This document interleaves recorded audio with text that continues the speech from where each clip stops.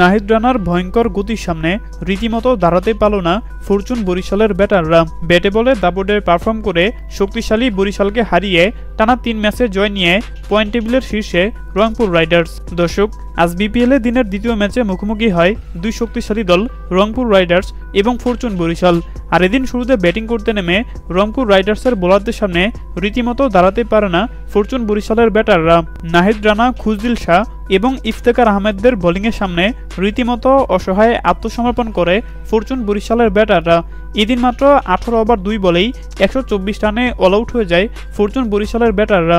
আর ছোট লক্ষ্য তাড়া করতে নেমে রংপুরের দুই ব্যাটার অ্যালেক্স হেলথ এবং সাইফ হাসানের বিধ্বংসী ব্যাটিং তাণ্ডবে ৩০ বল হাতে রেখেই ৮ উইকেটের বিশাল জয় তুলে নেয় রংপুর রাইডার্স। এতে করে টানা ৩ ম্যাচে ৩ জয় নিয়ে টেবিলের শীর্ষে রংপুর রাইডার্স।